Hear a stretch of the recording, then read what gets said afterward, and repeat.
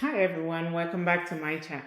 Today we are processing our excess bell pepper. This is summer. A lot of gardeners are harvesting their products and finding out that they may have abundant crop. Or you go to your local farmer's market and you find some great buys that you cannot resist. Like I found these. Since I was unable to harvest a lot of my bell pepper because some critters were just eating up most of my stuff. Anyhow, and I love bell pepper and I use them for seasoning. I use them to make all kinds of stuff with tomatoes. Today, I'm going to show you guys how you can preserve these without chemicals or at least wasting them. Look at these. These are so beautiful. They smell great and you want to preserve the taste as well, and they're sweet. They have been washed in white vinegar, and so now I'm going to remove the metal part. It's quite easy. Some people use knife to score it and then take it out. I just press it.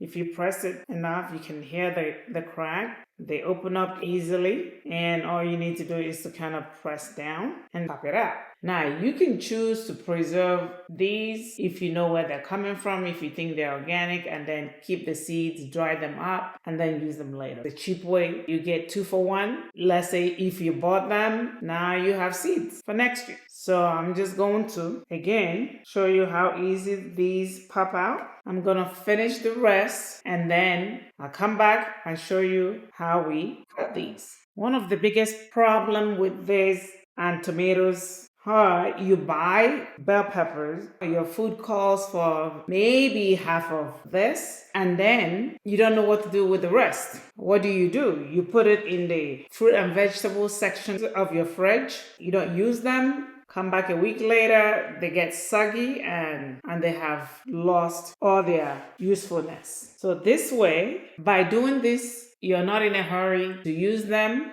in as much as they are also great to eat raw, but most people prefer to eat the baby ones as snacks compared to the larger ones. So now we are all done getting the seeds out. Now I'm going to start by slicing them, trying to slice them as close in size as possible. If you do not have a slicer, it is probably impossible to make sure that they're all the same size, but just do your best so that they can dehydrate evenly.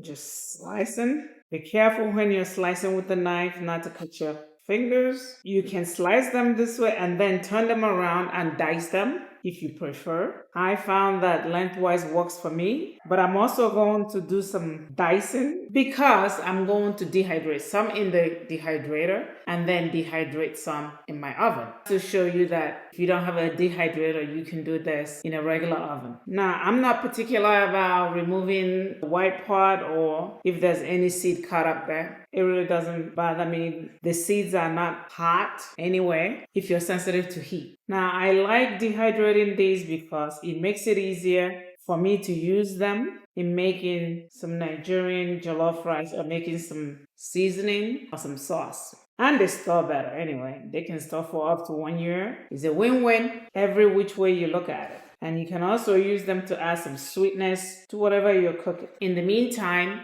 I turned the oven on to 225 degrees Fahrenheit, which is around 107 degrees centigrade. So the oven is literally going to be hotter than my dehydrator. My dehydrator only goes up to 90 degrees. So that's just kind of trying to be as controlled as possible in terms of dehydrating some in the dehydrator and dehydrating them in the oven. So we're doing that comparison. Next, we just fill the dehydrating tray. The dehydrating tray has a silicone sheet on top. This dehydrating tray tends to get filled up with on average of 2 bell peppers. So I'm just going to fill it. Be aware that they shrink as they dehydrate. So keeping them on an even file is always a good thing so that they can dehydrate even. With the price of everything right now, we should be cognizant on saving on as many things as possible. And then I use the tiny little ones to fill the gap. We are done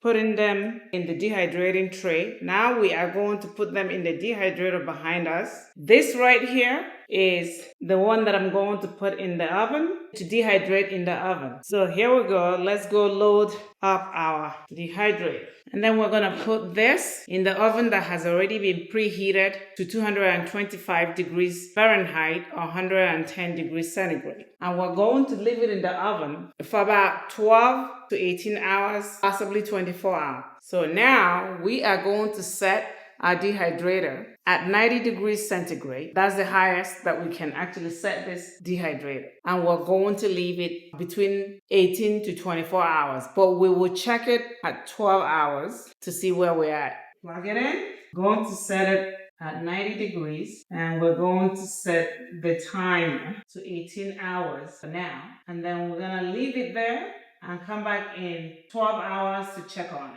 And we have the oven set at 225. This is the next day. The bell peppers have dried, and this is the one that was in the oven. I had to come in and get them out so that they did not really burn. I think the best temperature for them is probably somewhere around 180 degrees to about 190 degrees Fahrenheit, if you're going to leave them overnight, because even if when the timer goes off, the oven continues to be hot. Now let's get back and see what's going on with the dehydrate. Here we go. These have all dehydrated. They snap easily. Now we are going to take them all out. The yellow ones tend to look more like they are burnt. They are simply too beautiful. It truly smells amazing here. Now you can do one or two things. You can get a mason jar and decide to just throw them in there for storage and store them as is, and then use them as needed. I tend to powder them because they tend to take a lot less space. So that's what I'm going to do. Either which way, I'm going to grab the blender, put them in there, and blend. Put it in here together. And then we're going to get the blender. We'll power on the blender and just turn it on. You can continue to add more. We are done. So all we need to do is going to taste it. Really fresh. It is really, really fresh. We are just going to put it in the mason jar. I can use a funnel, but since this is already in a piece of paper and it's easy to manipulate, so the best thing is to me to just put it right in there and let it load in. There you go. And all we can do now is to label it. This can store for about 1 year, but I doubt if it will last that long. In the next video, I will show you how I use this to make some Nigerian jollof rice. If this video has been of value to you, please like, share, subscribe, and hit the notification button so that we can notify you when we upload new video. This is Dr. Okeke. Thank you, and God bless.